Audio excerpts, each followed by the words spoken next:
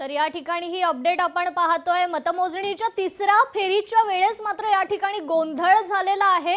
मोठी बातमी पाहतोय नाशिकमधून प्रभाग 22 मध्ये हा गोंधळ झाल्याचं चित्र पाहायला मिळालं। पोलीस आणि उमेदवारांमध्ये धक्काबुक्की झालेली आहे।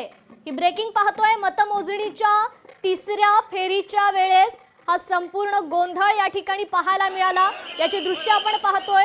पोलिसांनी मात्र या जमावाला पांगवलेला आहे। पोलिसांकडून तेवढी खबरदारी घेण्यात आलेली आहे।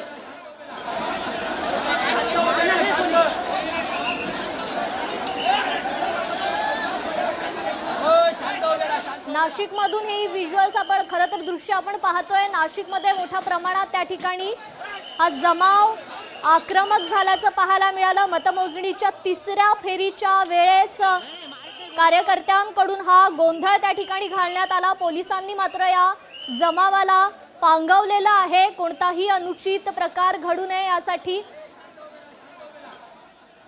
पोलिसांकडून खबरदारी घेतलेली आहे। नाशिकमध्ये प्रभाग 22 मध्ये हा गोंधळ झाल्याचं पाहायला मिळालं। काही अधिकाऱ्यांकडून या ठिकाणी खरं तर वेगळी भाषा वापरण्यात आली। मतमोजणीच्या तिसऱ्या फेरीच्या वेळी हा गोंधळ झालेला आहे। नाशिकमधील ही थेट दृश्य आपण पाहतोय। कोणताही अनुचित प्रकार घडू नये यासाठी मात्र पोलिसांनी मोठ्या प्रमाणात त्या ठिकाणी खबरदारी घेतल्याचं पाहायला मिळतंय। पोलीस आणि उमेदवारांमध्ये यावेळी धक्काबुक्की झालेली आहे।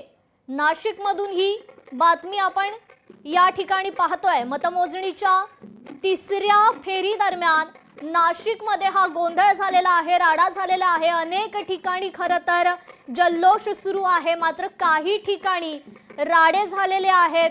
कुठेतरी कार्यकर्ते असतील ते आक्रमक झाल्याचं पाहायला मिळालं। नाशिकमध्ये देखील असंच काहीसं चित्र पाहायला मिळालं। मतमोजणी सुरू होती, मतमोजणीची तिसरी फेरी सुरू होती आणि याच दरम्यान मतमोजणीच्या तिसऱ्या फेरीच्या दरम्यानच कार्यकर्त्यांनी हा गोंधळ घातलाय।